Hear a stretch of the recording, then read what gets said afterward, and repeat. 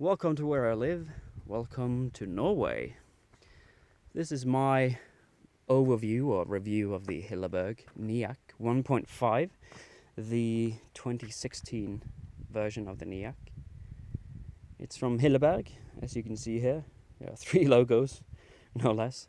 I have some Exped Guyline bags on it, just for simplicity. It's just easy to find them when it's wrapped and it's dark out, and it's just me being lazy, pretty much. This is my Gregory Baltoro 85, which I've been hiking with for about the hour. Really a solid backpack so far. Can't wait to try it more. Let's get on with the tent. I'm not going to give you all the specifications.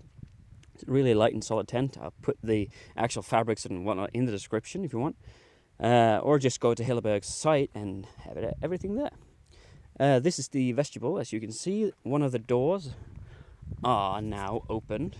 And you can choose which one you want. It's just a simple toggle down there to, change which door you want to open.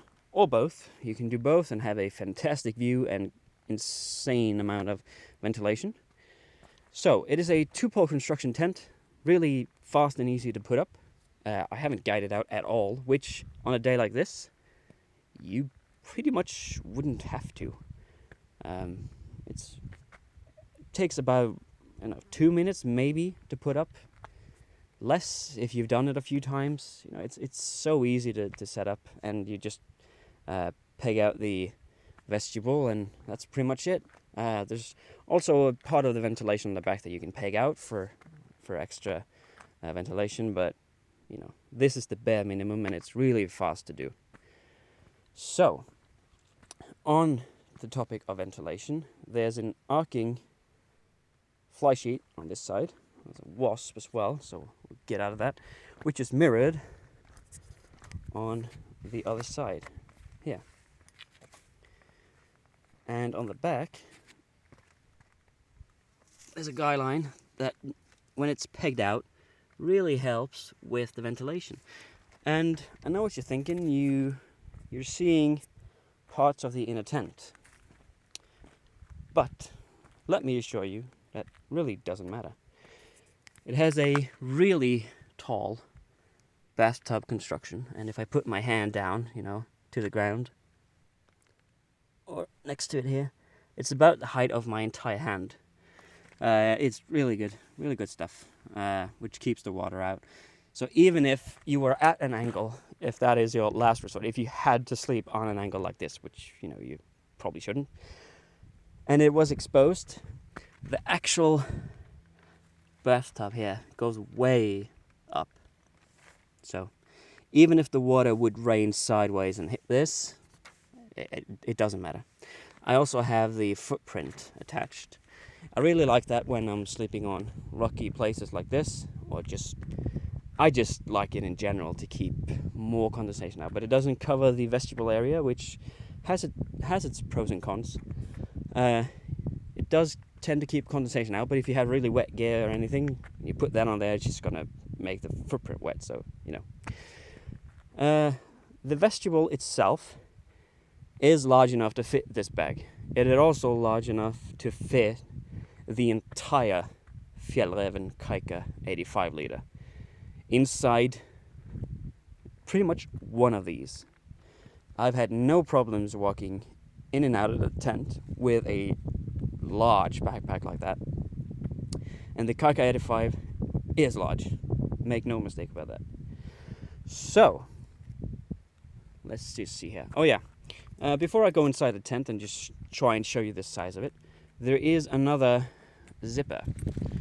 All the way up there is another one.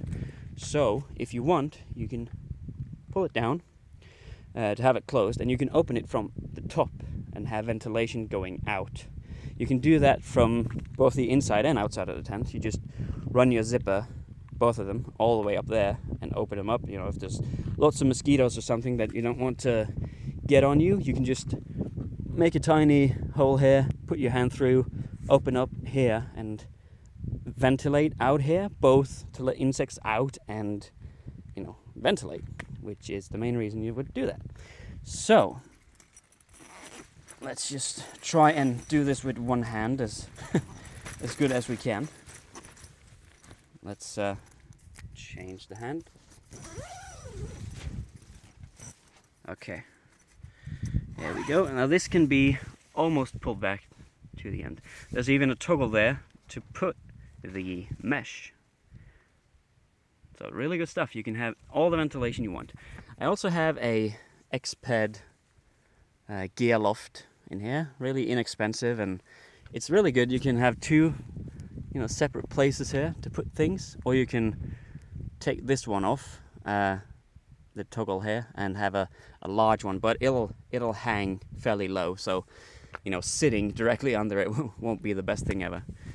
As you can see, they have the yellow fabric here, and when you have a light laying in here and it's lighting upwards or downwards, your preference, but sometimes I do it upwards, and it just illuminates the entire tent. It is so comfortable. It's very soothing. If it's really dark and grey outside, you can still have a very comfortable feeling in here. And if you are forced to live in your tent for an extended period of time, I think that is important. I think it is important to keep your spirits up and to keep the mood up, to be frank. Now, I am approximately 1 meter and 76 centimeters. You can look up the conversion for that, and it does state that it is a 2-man tent. My feet are not touching the end here, and when I lay down, neither is my head. There's a mesh pocket, a single mesh pocket there, a dual mesh pocket there. On this end, it's separated. It's fairly large. You can have your water in here and just random items in there, or like I do, I also have the gear loft. So it's really good. I can sit underneath this. I have an Exped Downmat 7LW version, the large one. And it fits, no problem in here. I can still have my shoes in here if I want to. I can have so much gear and food and everything in here. There's no problem. You can be 2 people in this tent. I would say that, but it would be kind of cramped if you're bringing a lot of gear into the tent itself. If it's just sleeping bags and pads, no problem. However, I would say that this is an ideal tent for 1 person, obviously, or 1 person and a dog, or 1 person with a child. I would actually say that this tent is really, really good for that. And even though it is a 3-season tent, and it has a mesh door, the rest of the tent has this other nylon fabric, which, it is very well ventilated, but it's not to the point where, if you have entirely mesh in a tent, which I'm not entirely sure, but you might correct me on that. I think they sell a mesh in a tent for this. I know they do on other tents, so maybe, but I think this is a great middle ground here, because you've got so many ways of ventilating the tent itself that, no matter the weather, whether it be cold or warm, you can always regulate the temperature of the tent. And if it gets really cold, then just put some more clothes on, or jumping into a sleeping bed. It's really easy. So far, I've used this on several trips, short trips and long trips, and it's been serving me really, really well. It's a phenomenal tent. Once you guy out the 4 points on the sides with the one on the back, it is so easy to ventilate. It is so, I don't know, it is just perfect, I think, for what it's built for and made for, and the climate and everything, which, arguably you can take, as long as you're not in like deep snow, you can take this anywhere. It's really, really, really, really good. Let me see. I don't think there's anything else that I haven't covered. Like I said, I do have the footprint, and when I pack it down, I pack everything into, I put the poles and the pegs into their separate bags, and then I put the bag that they are in on top of everything here, and I roll this up with the footprint facing out. So when it's inside the bag, the footprint will always be facing out for extra durability towards the tent. And you know, the footprint is the part that usually gets wet because it's the one on the ground.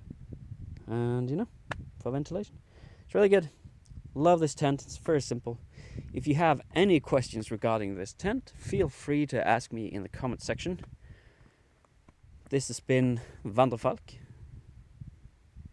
Take a look at this beauty here. I'll see you in the next video.